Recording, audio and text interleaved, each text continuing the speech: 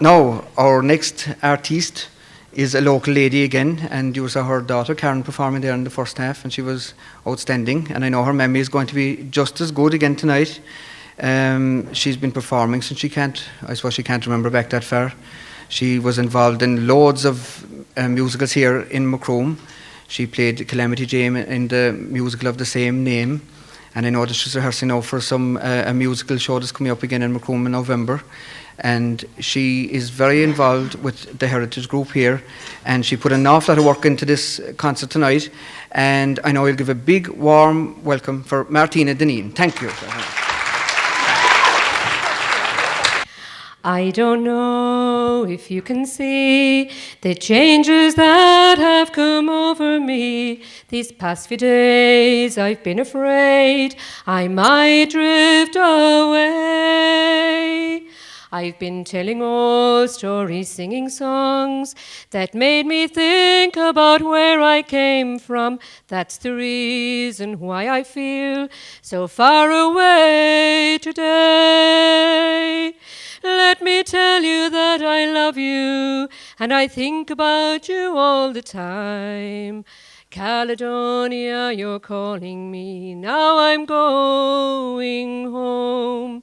And if I should become a stranger, you know it would make me more than sad. Caledonia's been everything I've ever had. I have moved and kept on moving, proved the points that I needed proving, lost some friends I needed losing, found others on the way. I have tried and kept on trying, stolen dreams, yes, there's no denying. I've travelled far sometimes with conscience flying, somewhere with the wind. Let me tell you that I love you, and I think about you all the time. Caledonia, you're calling me, now I'm going home.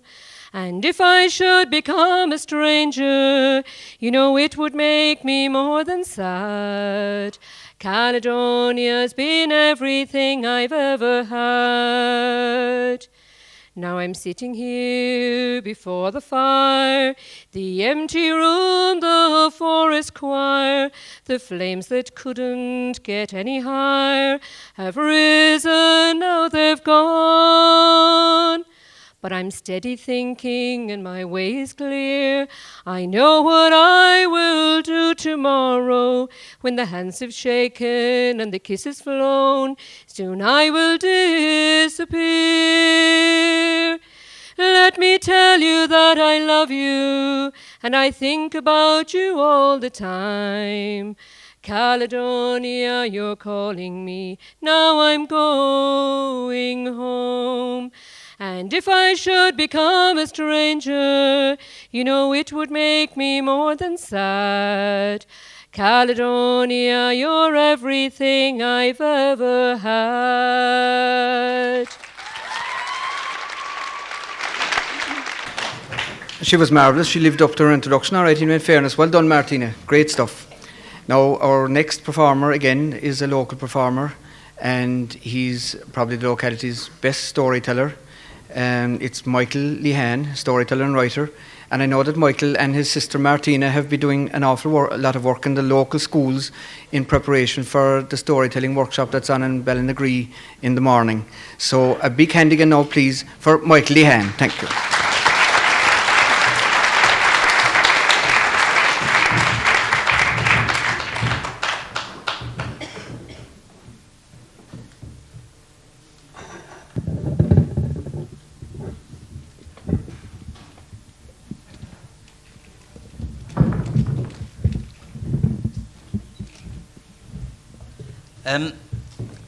We're a rural people, very like our Scottish friends, talking to them there backstage. We have an awful lot in common. But there's an exceptional wit about a lot of rural communities, rural people. They're very earthy people. And that's no exception here in this area.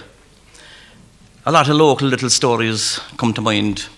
One was not so far from where we are here tonight, just in the castle grounds, the park back there, there was this fella, very well heeled and articulate, walking around there one November day, dressed to the last and very well turned out. And coming along the park, he decided to sit down on the seat and his newspaper in his hand. He was just going to open the newspaper when this extremely drunk fella came along and sat down alongside him, extremely drunk. Not alone was he too drunk to stand, but he was too drunk to sit down. So he sat down just alongside this well-dressed, well-turned-out fella. And straight away, do you know how a drunk fella will do it? He'll pick you out straight away. Hey, sing a song. Go on, sing a song. No, your man said, no. He folded up his paper. I will not sing a song, he said. Right disgusted. I will not sing a song, he said. But I'll say a little verse. Go on, he said. Go on, sing a song. No, he said, I'll say a little verse. He said, it was an evening in November. It's well I do remember. As I walked along the park in drunken pride, then my knees began to shudder, and I stumbled in the gutter, and a pig came up and lay down by my side. Well then, as I lay there in the gutter, thinking words I could not utter, a colleen passed, and softly she did say, it's easy knows who boozes by the company he chooses. And then the pig got up and walked away. Your man said, hey, not so bad, not a bad verse, but I'll give you one small bit of advice. The sooner you give up the drink, the better.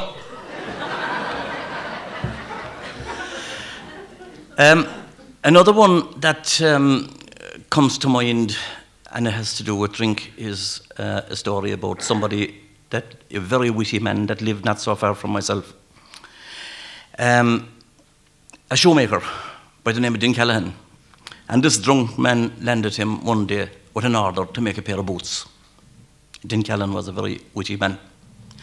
And of course, the drinking man, several times over, had the price of paying for the boots and drank it. And months passed. And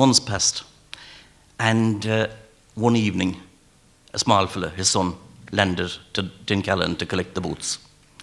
Of course, there would be no money. And Aghinagh, being a witty man, he turned to the small fella and he said, I have the boots ready, he said, for your father. He said, did your father say a bit? No, the small fella said, my father didn't say a bit, but my mother said to go and collect them boots because my father hadn't paid for long ago. Fair enough, says he. I'll give a small little letter to your father. He took home the boots and he went to home the letter and they opened it at home inside in the kitchen. And it said, for initiative and contriving, the nails and for the driving, hemp, wax and leather, that'll be 5 shillings altogether. There was another small little story that comes to mind about a lady here in the town by the name of Mademoiselle. This is about nearly 200 years ago, a long time ago. And I think she was originally from Cork City. But Mademoiselle had the name of being a lady of the night. Now, she was arrested here by the peelers and appeared down Castle Street at the Bridewell in court. It's there the courthouse was that time. And she appeared before this Justice Minear. No, he wasn't a native of the area, but he is buried in the area. It's just Judge Minear. And she was asked to approach the bench on the morning of the court, which she did. And as she approached the bench, the rumour was that he knew her from somewhere. So he looked down at her, and in effect what he was saying to her was that she was going to get off scot-free. So he said to her, no, she had a caustic tongue, and that was well known. So he said to her, and I think that's how she got her name, Mademoiselle. He said, Mademoiselle, he said, I wish you well, but I feign to kiss your toe. She said, Mr. Minear, she said, my arse is near. She said, you shouldn't have to stoop so low.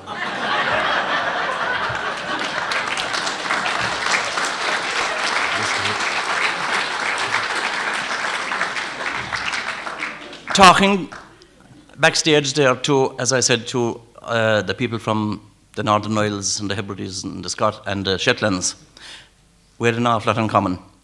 And, you know, the first performer, Lawrence Tulloch, told the story about Rob the fiddler. And, well, he might, because they have a great tradition of fiddling, of playing the fiddle in that side of the world. Then, 2 acts after that, again, Maurice Henderson came in, and as we all know, he played a cracking performance. And I was thinking to myself, God knows now, we had a fiddler too. And he went to America. Well, no, I don't know how was he for fiddling, but he wasn't much of an immigrant, because he was back again straight away.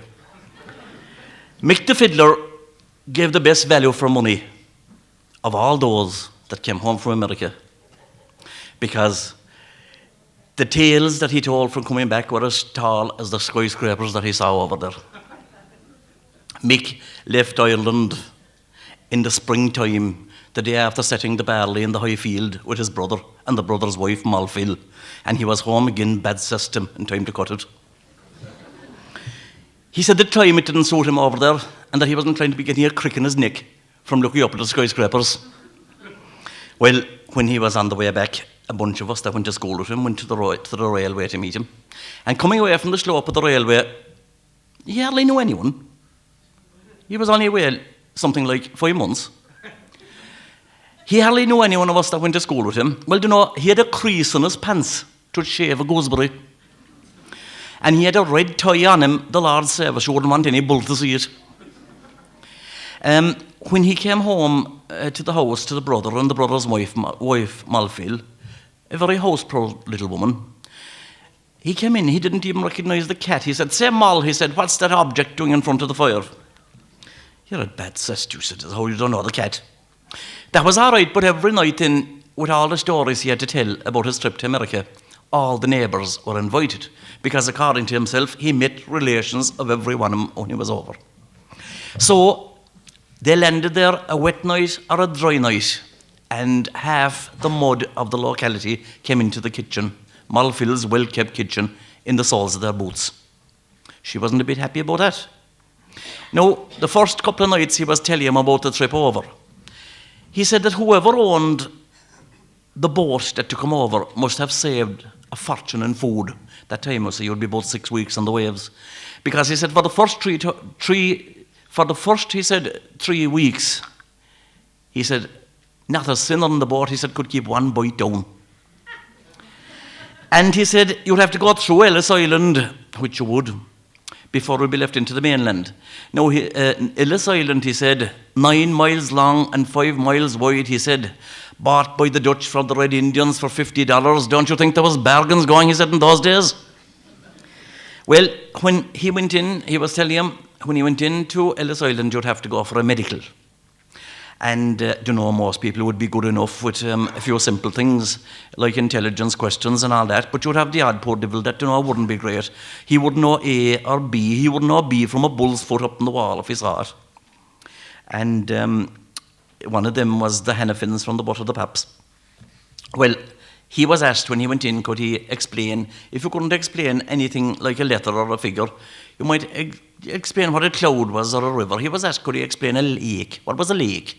Oh, a lake, he said, there's no bother, he said, I know what that is, he said, 'tis the hole in the ass of a kittle. But Mick said the day himself went over, there was an awful line of him, he said, going for a medical, and it was a lady doctor that was there. And he said he met one of the cases from Tournonach out against him, he said, and 2 wild eyes in him. And he hadn't after putting his claws on it all, he said, and he making a fig leaf with his 2 hands. Mind yourself, he said, mind yourself, 'tis a lady doctor that's inside today, he said, mind yourself. You're a Mick, said, the bloody fool, he said. Sure, if he covered his face instead, you mightn't know him the next time. Well, he told them of all the different types of skyscrapers that was over. And he said, the avenues, he said, would be north and west, he said, north and south, he said, and the streets east and west. He said, there'd be 8 skyscrapers to the block, he said, and 4 blocks to the mile. If we could believe him. Well, the stories went on every night, and, with the end of Donovan's old walking cane, he'd be drawing the avenues and the streets. And, after 3 or 4 nights, hadn't he the most of New York pulled out in the kitchen, Malphil's nice clean kitchen, with the ashes. And the crowd every night was getting bigger. And, there was this poor old man, he looked into the ashes, and he said, where there would my sister Noni be? have you an address for us, Mick the Fiddler? I have, he said, 243 52nd Street. There, she's there. He said, there she hangs out. God knows, your man said, drying his eye. You could be right, he said, because I think she's working in laundry, the last job she got. Be that as it may, anyway, every night they were all asking about their own relations there. And more ashes had to be pulled out. And every night there was this big, foolish-looking old cat up on the mantelpiece. And you know, she was listening to the whole thing. She must know the address of every relation everyone there had in America at the stage. And every now and then she'd sit up and arch her back, and she'd lift up one paw and just give kind of a touch up to herself, and then she'd rest down again and sleep away and listen to it. Well, she did this 3 or 4 times every night, but this particular night, I suppose she was getting bored. She stood up and arched her back and stretched herself, and she was looking down. At this stage, every bit of America was there, and she was able to look straight down into Manhattan. And whatever fit she got, didn't she take one leap off the mantelpiece and landed in the middle of the Hudson, of all places. Well, she climbed out the banks of the Hudson, and you know, she put her head back and her 2 feet forward and started marching up Fifth Avenue. Wouldn't you think that she thought it was Patrick's Day? Mick the Fiddler knew that the fat had been in the fire, because Mulfield was below at the back door and a facing her like the map of South America. And her mouth turned for all the world like she was swallowing broken glass. Her kitchen was destroyed, and with the cat walking around now, all the particles of dust going up to the lamp, everyone sneezing, and the lamp turning yellow. Well, Mick said to himself, fearing the worst, the first thing he better do was get the cat out of New York. So he said, psh, psh, good cat, she said, come with me. He said, good cat, psh, psh. His biggest fear was that she'd take the ashes all around the house in her 4 pads. So he was, psh, psh, and the cat wasn't stirring, and he's saying, meow, looking up at him. Well, wasn't there this big old fool of a sheepdog trying to cross the fire, sound asleep, and every now and then he'd do, and the little puff of ashes would go up. And of course, when he heard the calling, psh, psh, good cat, he thought himself, we're going to get a bowl of stuff or something. So he started slowly wagging the tail, and there was sudden clouds building up against the light like that, and people were sneezing. And here we had the cat in the one position like she'd be waiting for traffic lights in the middle of Manhattan. And the dog, and he's starting faster and faster, shaking the tail. And Mick kept on at the cat anyway. Psh, psh, good cat, come on with me, no, you'd like to go. Psh, psh, psh, good cat, psh, psh, psh. And of course the dog sat up straight and put his 2 paws out in front of him. And east and west, he started propelling the tail, demolishing 3/4 of an acre of skyscrapers. No one could see the other one. No one could see anyone. The lamp was turning yellow. No one could see Mulfield, because she was after disappearing out the back door, but came in with the yard brush, and I tell you, she made a clean sweep of the streets in New York.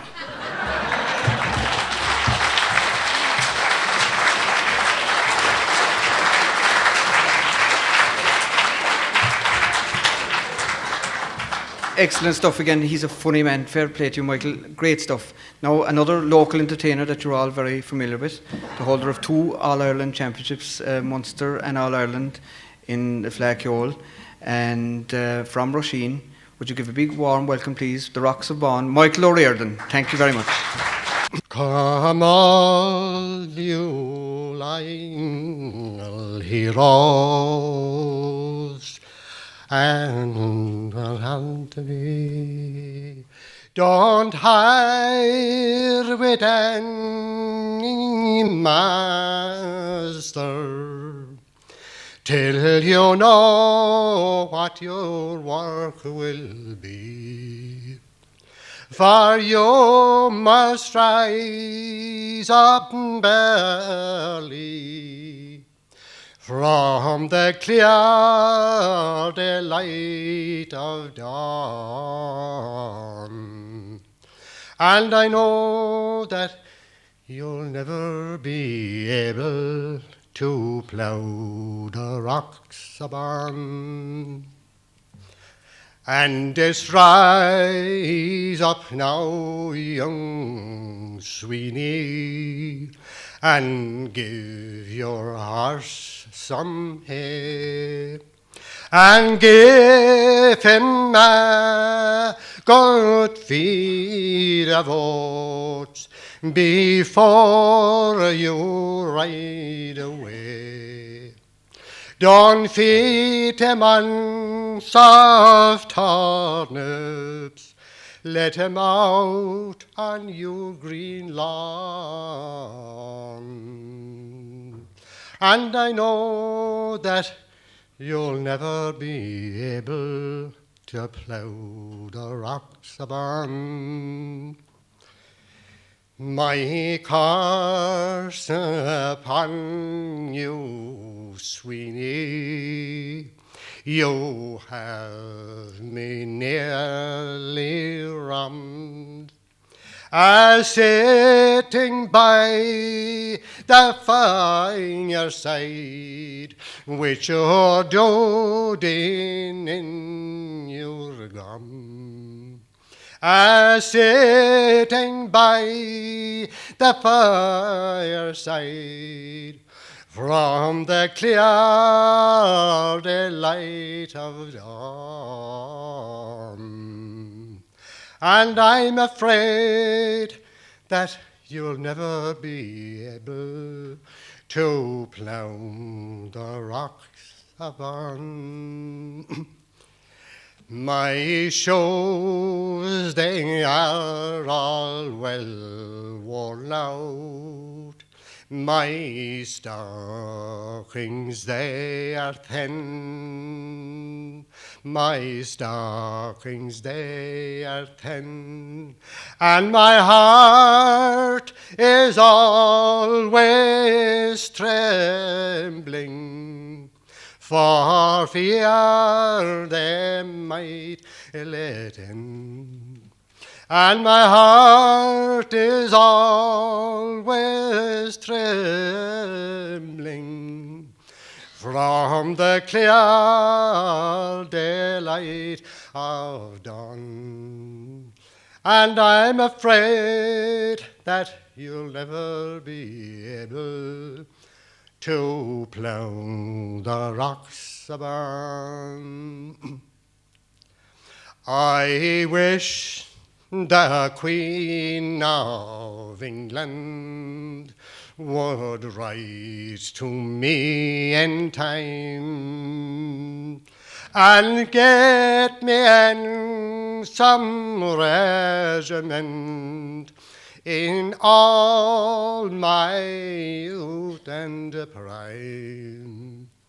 I'd fight for Ireland's glory from the clear daylight of dawn. And then I never would return again to plough the rocks of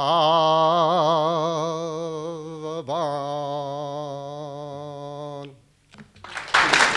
That was a great performance, Michael. Fair play. Well done, Michael. Great stuff. Now we have two of our Scottish visitors again, and I'm sure this is going to be lovely, from the Isles of Lewis. And we have Donald Macaulay and Michelle Morrison. And there's an interesting little story attached to this, because Michelle has been singing a song for a number of years, and she didn't know the heritage of the song or where it came from.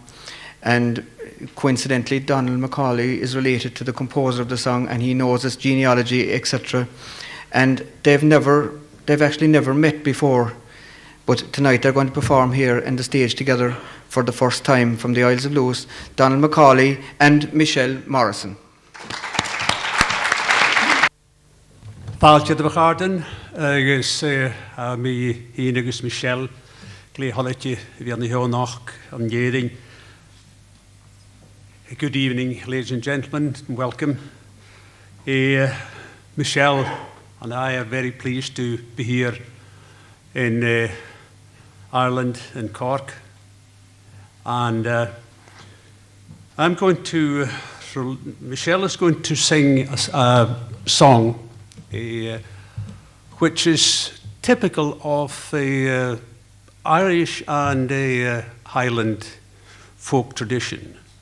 Broken promises, love gone, and sailing and immigration.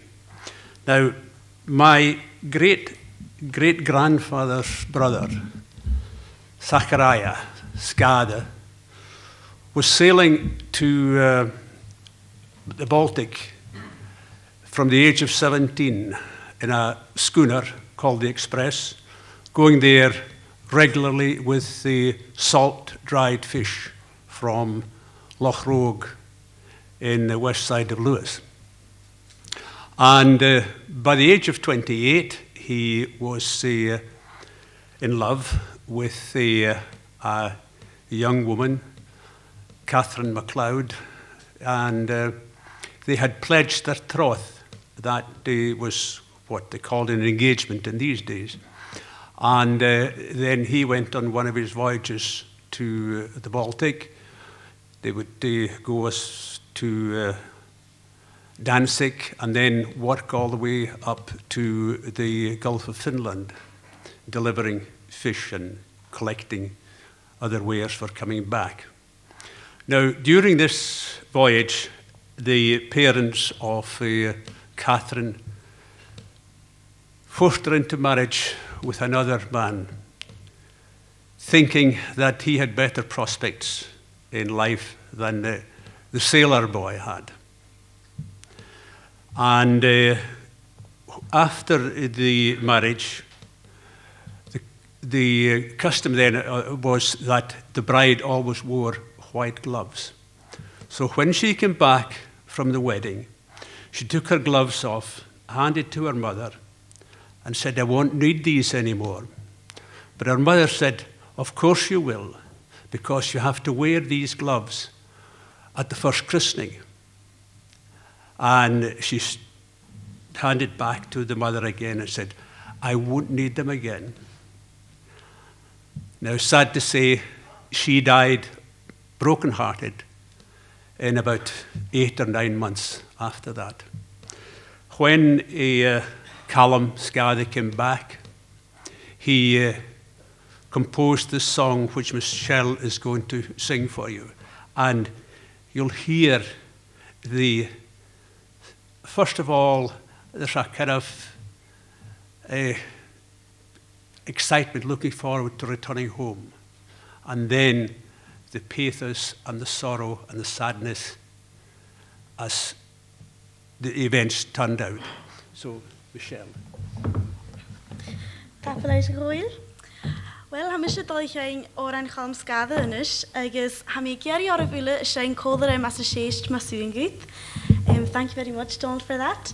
I'm now going to sing the song that Donald's just been telling you all about. And I would love it if you'd all join in with me in the chorus. It's a very easy chorus. Maybe some of you have heard this song before, maybe you haven't, but if you haven't, it's an easy song to pick up. Sure it is, Donald. It's not hard. It's not too hard anyway. Falela soravu, falela soravu, falela soravu, okios na hui,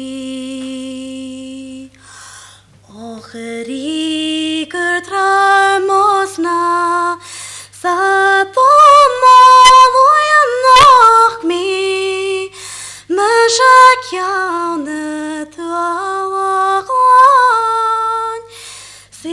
Shaklochen nirvel, falela soravu, falela soravu, falela soravu, okios na hui,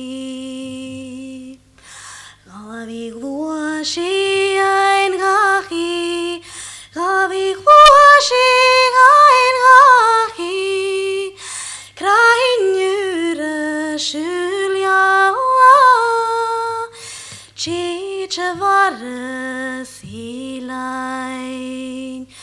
Falela soravu, falela soravu.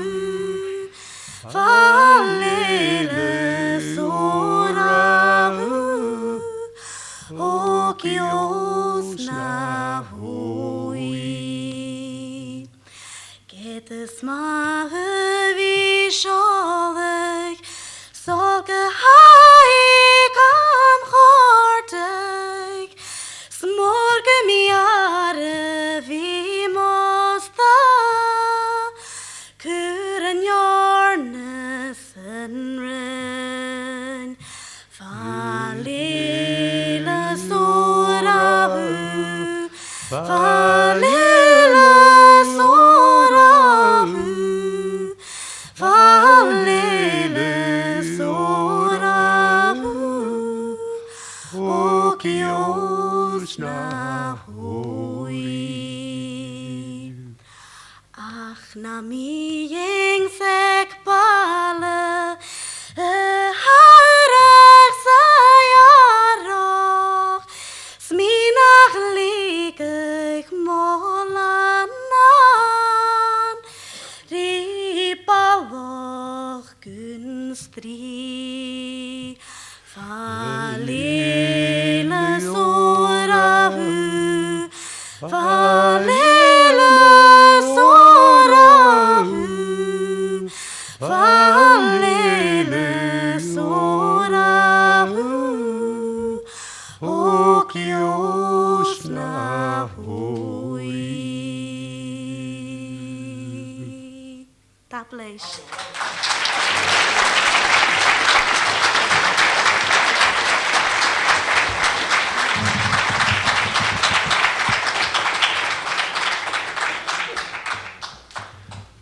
Now, the end of the story is a lot happier than what you heard there. Callum Scather and his oldest sister Anne, his brother William, John, and Donald emigrated to Canada in 1851. He was then 29 years of age. He was 45 before he married. He married a lassie from Lewis who went with her parents as a young girl over to Canada 8 years before them, and they met in what they called the Eastern Townships then. And they've had a family, and one of his granddaughters is still alive in Utah, in USA, at Salt Lake City.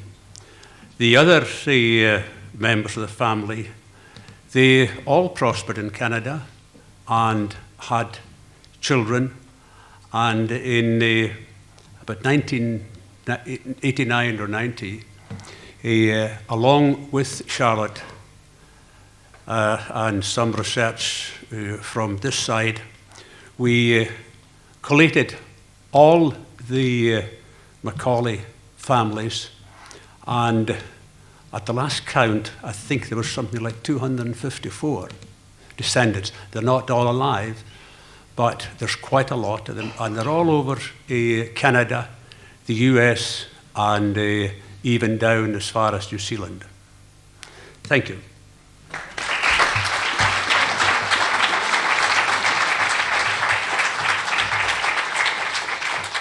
I don't know if my time's run out, but I'll give you another little story which has a beginning actually in Ireland here. In the time of the Viking forays in the west of Scotland and down as far as Dublin, one of the prime Viking princes, raiders, or whatever you like to call them, was called Suin. And he had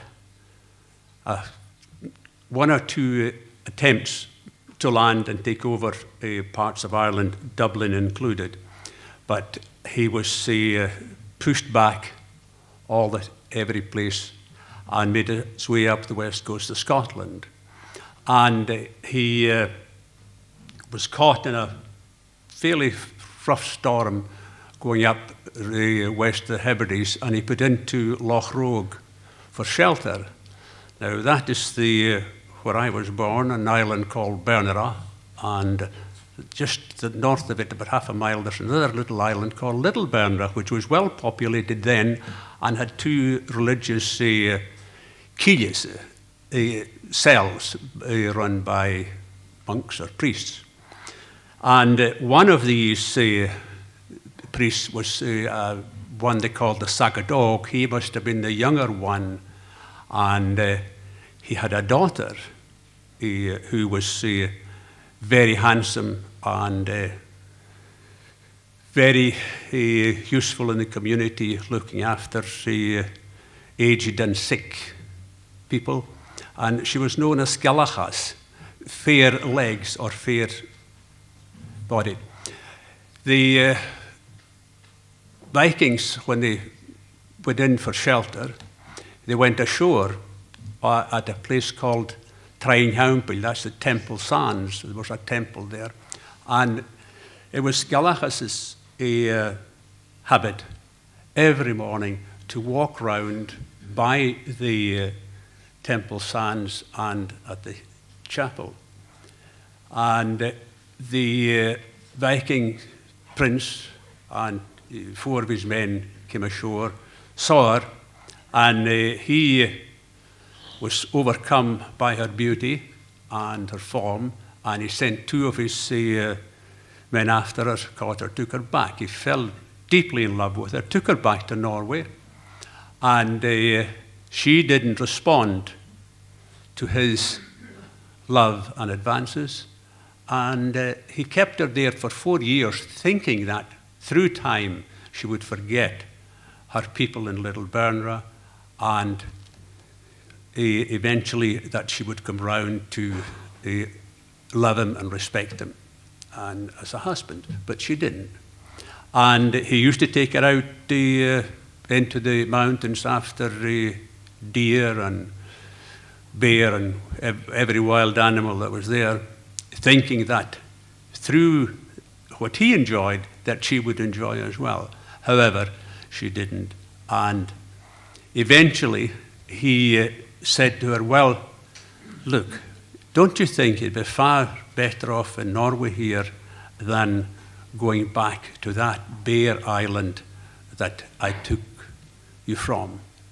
She says, no. She says, I would rather sit there watching the stones than be here with you, though you have been very kind to me. So he was so moved that he took her back to Loch Rogue, put her ashore on the Temple Sands where he had taken her, and then the father and all the people there were so surprised that she appeared safe and well after 4 years' absence.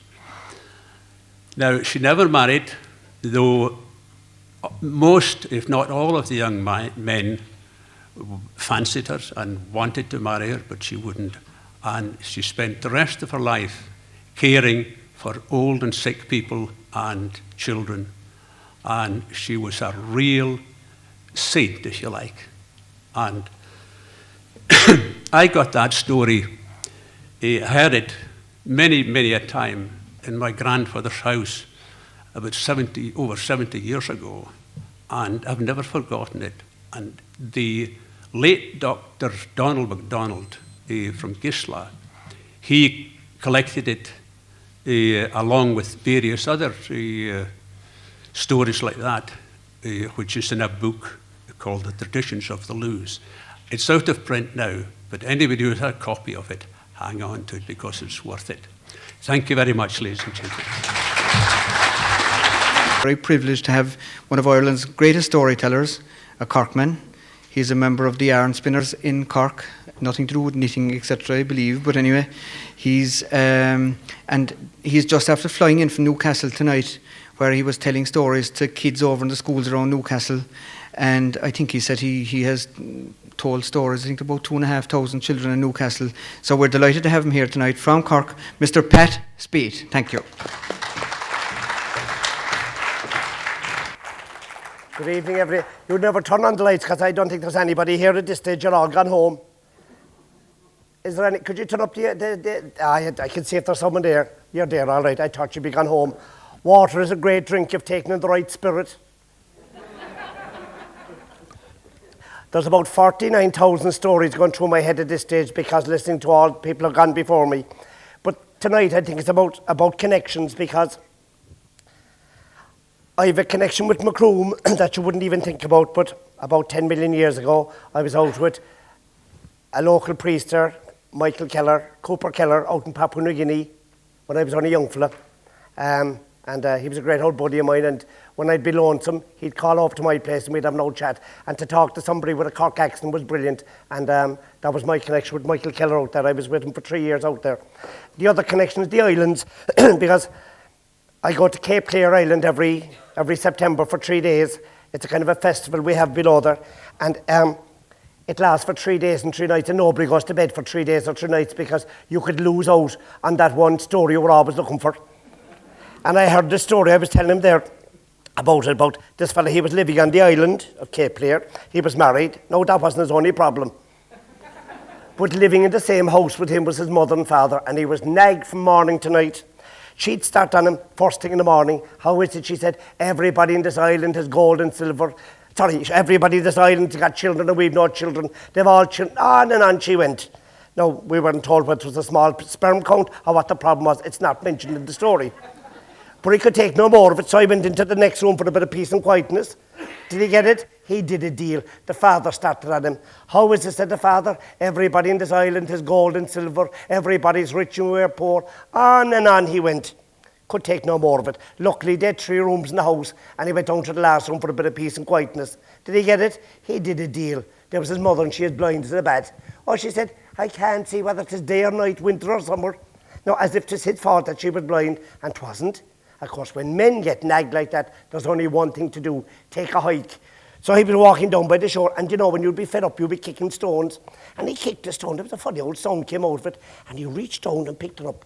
And what was it, only? A flattened, squashed up teapot. Jesus, it was that. And he gave it a bit of a rub. Next, there was a burst of smoke. I am the genie of the lamp. Thanks be to God, he said. You're exactly what I wanted. I could badly do with 3 wishes. How tough, says the genie, I'm Irish. He said, what difference did that make? An Irish genie, he said, can only give you 1 wish. Ah, come on, he said, I'm stuck. 3 wishes. 1 wish, he said, take or leave it.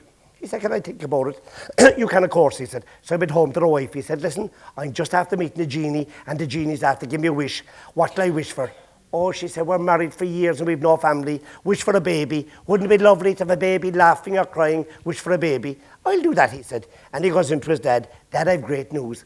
I'm just after meeting a genie, and the genie's after give me a wish, and I'm going to wish for a baby. And the father said, a baby? A baby? What kind of a clown of a knee-jerk of a young fella are you rare, wasting a wish on a baby? You gum, he said. Wish for gold, and we won't be poor anymore. All right, so Dada, I'll wish for gold. And he goes down to the last room. Mother, our troubles are over. I've just met a genie, and the genie's after give me a wish, and I'm going to wish for gold, and we're not going to be poor anymore. And she said, what good is gold or silver to me, she said, when I can't see whether it is day or night, winter or summer? Would you not wish that I get my eyesight back? So the next morning he went down, picked up the teapot, gave her a bit of a shine. Out came the genie, and the genie said, well, did you make up your mind? He did. Do you know what he wished for? I'd say there was Macroom blood in him because, as you know, Macroom is the only town that never reared a fool. Do you know what he wished? He wished that his blind mother could see a brand new baby in a golden cradle.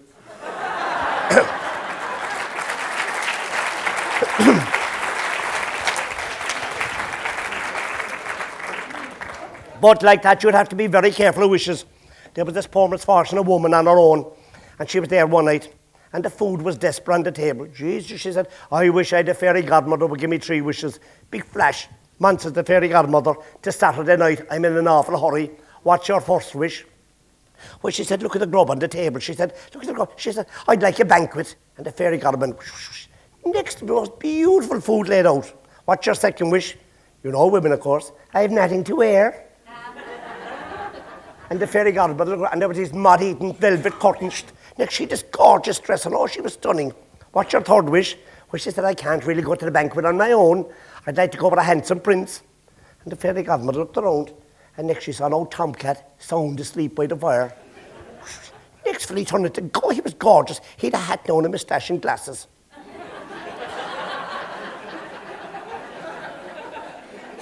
And he snuggled up to her, and he whispered into her ear, now, aren't you sorry you sent me to the vet?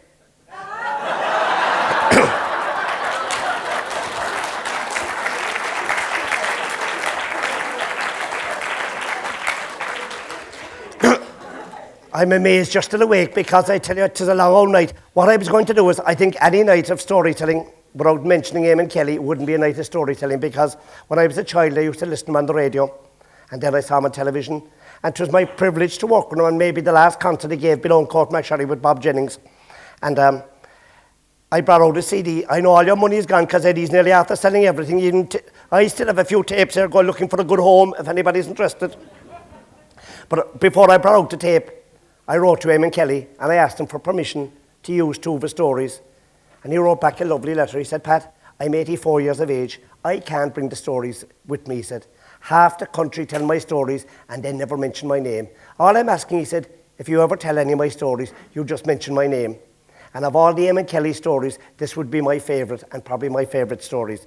And the reason I'm telling you is because there's a link between what Eddie was saying and what our Scottish visitors were saying about the fairies and the other world. And I'd like to share it with you. Of all my stories, it's the one I like hearing myself tell you the best. And I have it in there as the golden ball. And what happened was, it was a romantic story, and I'm not into romance, as people know. I'm into lust. You know where you stand with romance. Romance is too complicated. Anyway, I'll tell you the story. It isn't a funny story, but it's a traditional story. And like that, they could be lost as well unless they're told. And it's a story about a man that was living up the side of a mountain. He had a lonely, lonely life. Curtin was his name. And he had a passion, and 'tisn't a passion that you or I would think of at all. He had a passion for wild mushrooms. And he used to be out the end of June, early July, going through the fields in the bare feet, picking mushrooms. And one morning he was out very early, going through the fields. And he had the bare feet on him, and he was going through some high rushes when his toes hit something hard, and he reached down to see what it was. And it turned out to be a golden ball, about the size of a slitter. Now he said, wouldn't that make a great nest egg for me in my old age? And he put it into his pocket and went away picking mushrooms. When he had enough mushrooms picked, he came back to the house, and that'd be the same time of the year that the stone mason was there, because it had been a very bad winter, and the storm had blown down his chimney, and the stone mason was building a new chimney from the fireplace up. Now, you all probably know the country fireplaces, they're big glommers of things, but always you'll find on one side of the other, one cheek of the other, there'd be a square hole left open for, we say, for the woman, the house for a canister of tea in there, or maybe for the man, the house for his pipe and tobacco. And Gertine looked at that hole and he said, wouldn't that make a great hiding place for the golden ball? So he said to the mason, would you ever block up that hole there? He said, it'll only be gathering dust. And when the mason went away to dress up a stone, Gertine reached down the ground and picked up a bit of cement and mortar, covered it, the ball in it, and threw it in. The mason came back and never spotted it, and he blanked up the hole as that there was never a hole there. 3 days after that, he was finished and he was paid and he left. And 4 days after that, Gertine opened the door of the house to walk out to the yard when the wind was knocked out of him. There, standing in front of him, was the most beautiful woman he ever saw in his life. I know there's gorgeous women here tonight, but she'd even stand out amongst she. And of course, when men meet women like that, the words don't come out right. So he took a deep breath and he said, who are you and where are you going? Oh, she said, my name is Mary O'Shea. I'm going off to the west of Limerick to work for a farmer. Good Lord, woman, he said, you're completely off your road. You're completely lost. Wouldn't you be better off now staying here and working for me, and I'll pay you the same money? And she said she would, and in no time at all there were changes. Dust couldn't be seen. She could knit, she could sew, she could cook, she could bake. Long ago, women used to bake. But like every woman that was born, she had a fault. And her fault was this: if he came back from town after turning the money in the bank, he'd find her searching, searching, searching. If he came in early from the fields for his dinner, he'd find her searching, searching, searching. You and I know what she was searching for, but Gertine didn't. He had other things on his mind. He started to shave every day, a thing unheard of. Started to peg on the good clothes every day, a thing unheard of. At Christmas time, when she didn't go back to her own people, he didn't inquire because he didn't know how she was situated. But after the Christmas dinner, he took down a fiddle and he played her a slow air. Put down the fiddle, he said, Mary, you know all about me and you know all about this house. You cannot but know the extent of my feelings for you. I have an all-important question to put to you. Is there any chance, he said, you'd like to be buried with my mother's people? Not now, she said, you'll have to have patience. And unusual for a man, he had patience, he bit his tongue. But when the spring of the year came, he could see a big change coming over her. The colour was going from her cheeks, and she was going weaker and weaker and weaker. He got so worried, he called the doctor, and the doctor came out after examining her and shook his head and said, she's too far gone, I can't save her. She was dead within a fortnight, and Gertine was heartbroken. But He waked her as if she was one of his own. And in fairness to the neighbours, they came and they drove to the wake. And the practice at the time was 3 days and 3 nights in the house and off at that stage. And on the first night of the wake, it was coming up to about 5 to 12 when they heard a horse gallop into the yard. The door burst open and in walked a stranger with a black cloak and a black hat. And he walked straight up to the corpse and said, "Our 4 to 1 road of Yalorga good. Did you find that thing you were searching for?" Mary sat bolt upright. Near Forest, Fack." "No," she said, "I didn't find the thing." With that she lay down and the stranger left. I can tell you there was nobody went home that night after the rosary. When it happened the second night, they were all for bringing the parish priest up until one old wise lad in the corner said, "Bad move, lads, bad move. All we'll end up with a sermon about too much strong drink at wakes." We'd be better off having the young curate up here, because the curate has been talking to the old people of this parish and they know all the wonders of the world, aren't far off Aghinagh. So strange as it was on the third night of the wake, the young curate was there. Same carry on, 5 to 12, the horse galloped into the yard, the door burst open, and in walked a stranger. And he walked straight up to the corpse and said, "Our 4 to 1 rod of Yalorga good. Did you find that thing you were searching for?" Mary sat bolt upright. Near Forest, Fack." "No," she said, "I didn't find the thing." With that, the stranger went to leave. And the young priest said, "I command you," he said, "to give an account of the confusion that you've been causing here for the past 3 nights. And the stranger said, "About time one of you had manners to ask me," he said. "I'm not one of you at all here," he said. "I'm from the other world. And our game over there's hurling, and we play with hurley sticks and with a golden ball. And we haven't been able to play for the past 12 months all over that pup lying there. Her job was to watch out for the ball when it went out of bounds, and there'll be no peace in this house or any other house till we get it back. Give me a hammer," said Gertine. Somebody handed him a hammer. He broke open the side of the fireplace and took the ball out and handed it to the stranger. And the stranger turned to Mary and said, "Tarlominish, come away with me now." The priest put back up his hand. He said, "You're going," he said, "but she's not going. She's not one of ye at all. She's been working too close to the fire to be one of ye. She's a changeling, a go-between, and I command you in the name of all that's holy to take the Miss Morris." Well, the Joyman's face blackened up. He said some words. There was a burst of smoke, and when they looked, he was gone. But there was Mary sitting up the side at the table, and the colour was back in her cheeks like the June before. "Gertine," she said, "you asked me something before. Will you ask me again?" Mary said, "Will you marry me?" She said she would. They had a priest in the house. They had food and drink in the house. They had a crowd in the house. They got married at night time, and you know what it is? Aren't they still together? Hadn't I a Christmas card from last Christmas? Agus Shinama Scale. Come on, you.